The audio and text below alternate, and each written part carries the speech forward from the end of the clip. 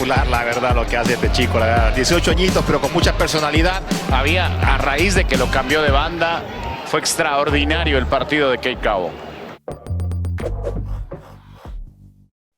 Cade Cowell joining us now. Cade, thanks for the time. I know you're a very busy man, especially this week in particular. So let's get right to it, and let's start actually at the beginnings of your soccer journey, man. Tell me, what are your kind of first memories of contact with soccer? I remember just going in the front yard, getting trained by my grandpa and my dad. I mean, that's where it all started, right in the front yard. And then I played on some rec teams, and then went to Modesto Ajax, then moved to Ballistic, and then down to Quakes Academy and Science. That's kind of how it went. I'm curious about the jump from, I don't want to say regular, but kind of the conventional travel ball to the academy, right? Because that's, I think, kind of the first decision that you make in your career. Tell me about that time, what kind of you were feeling, and what drew you to the academy system. Yeah, I mean, that was definitely a big jump. I mean, when you're kind of in travel ball, I mean, you go to LA a couple times, but then you don't travel every single week to a game if it's an away game. So that was kind of wild and a big jump, and it's kind of hard at first. It's a big adjustment. How were you feeling when you made that adjustment? I felt pretty good. I mean, it was, like I said, it was a big step, so I felt pretty confident that I made an academy team, and I obviously wasn't playing or starting right away, but it was just cool to train with guys that were bigger and better than me at the time, so that was really good. So you get into the academy, right? And then it's kind of like a ladder. Okay, I'm U15s, U16s, U17s. Describe that process, because it sounds like early on, it wasn't all easy for you. It wasn't right starting minutes right away. Yeah, so when I first joined, I think it was at the U15 level. I think I was like maybe 2 years younger than the normal age. And I think what it was called is like a DP or something like that, where like you're on the roster, but you don't kind of travel, and you kind of play a couple games here and there, and you just train every day with the team. And then the next year I started at like right back or something like that. And then the following year, still at U15 age group, that was my first year kind of playing like the 9. And then that was when I had like 30 something goals. So that was like kind of the start of that. You just glanced past something pretty quick there. You went from a right back to a 9 that's scoring 30 goals a season. What happened? What happened there? That was very quick. I don't know. I was just a lot faster than a lot of the guys. So they would just play me behind. I would run on and just shoot. It seemed kind of easy, but that's kind of how it went. I bet you didn't mind that transition, right? From right back to 9? I did not.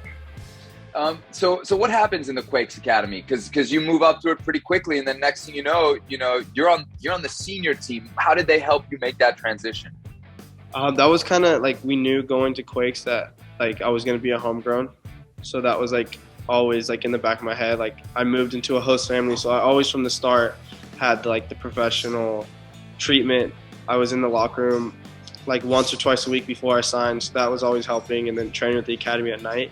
So that was like a big step, and that's what helped me. One, I would think, just as an academy player, like there's nothing better than playing against the real thing, right? So tell me about those first training sessions when you're maybe not even signed to that first team yet, but really getting those first touches against senior professional men. That's got to be awesome. Yeah, I mean, I always remember my first day. It was like my first day ever of being an earthquake. They threw me in like some like 10v10, 9v9 small sample game with the first team. And I was on the same team as Wando, and I remember like making like 3 or 4 mistakes back to back, and he just like ripped into me, and I was like, oh God, like this is gonna be a big jump.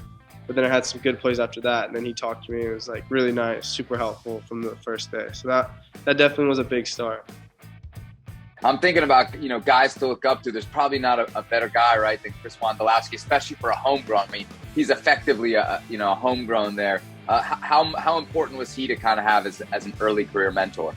He was very important. I mean, like I said, from the very first day to the last day, I mean, he's still now helping me on the coaching staff. So, I mean, he's always telling me great advice, always stay moving, always. His work ethic was awesome. How he was a leader on and off the field. I mean, he's helped a lot.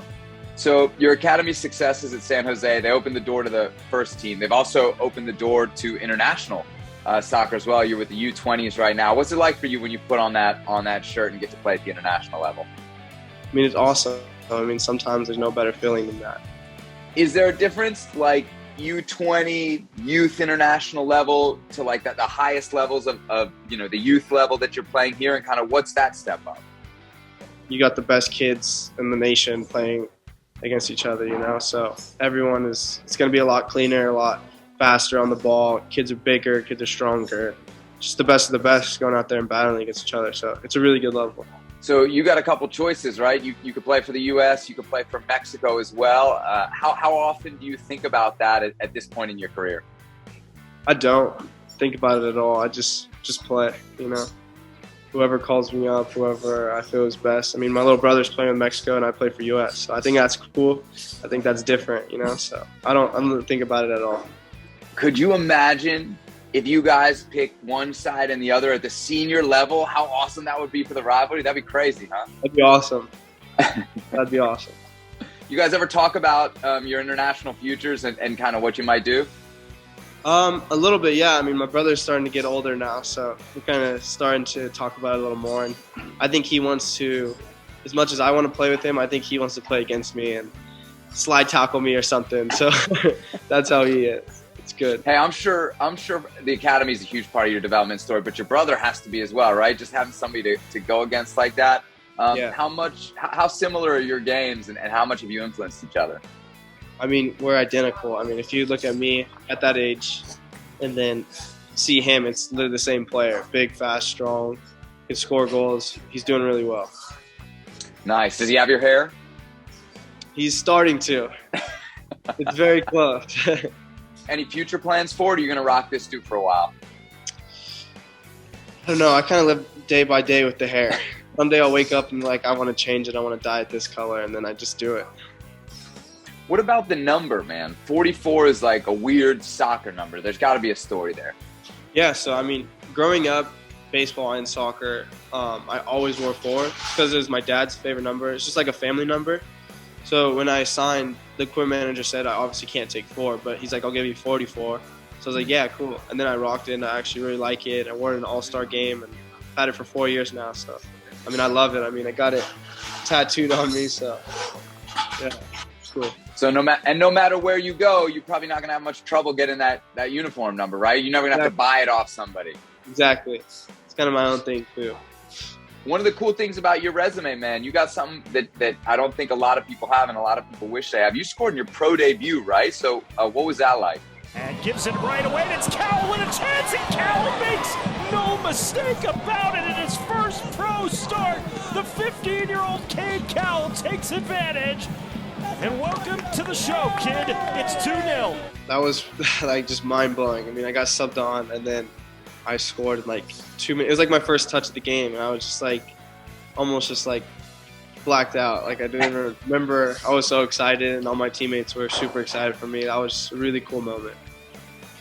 What was the reaction from family and friends? Because I'm sure you had a lot of them in the stands for that one. Yeah, I did. I mean, pretty sure my mom and everyone, grandma, aunt, they were all crying, and my dad was super pumped, and got to go home with them after, so it was really cool. What's the feeling in that moment? You said you're coming off the bench. When you're just about to literally step over the line to make your pro debut, you're almost physically at the threshold of a dream. What are you feeling in your mind? What's going through your guts? I mean, I think in that situation, what I was thinking is don't mess up. I think that was the most obvious one for me. I didn't want to go out there and look like a fool, but it turned out good. I tried to just do the simple things right and just tried to make a good run, and then I ended up getting in the box and I scored, so it was good. All right, speaking of good runs, I got one more play I want you to walk us through. Last year against RSL, the run, what do you remember about that play? Di mano con Cowell que tiene tiempo, tiene espacio, va a atacar el espacio, atención, acelera Cowell, quinta velocidad, Cowell la comparte, si la comparte puede ser de derecha, dice ¡gol! I remember JT getting the ball, and I remember I was wide open on the outside of the field, so he threw it to me, and I just kept dribbling. I just kept taking the space, and then it was Justin Glad, I think, who stepped to me. And I wanted to shoot it, but then he blocked it. So I just my instinct was just to cut in and then go back to my right. And then I just kind of just tapped it in past Ochoa. So that was a really cool play. I remember that. I was really excited about that. All right, man. Cade Cowell, appreciate you. Thanks for the time, and good luck in the international tournament or what's left of it. Thank you. I appreciate it.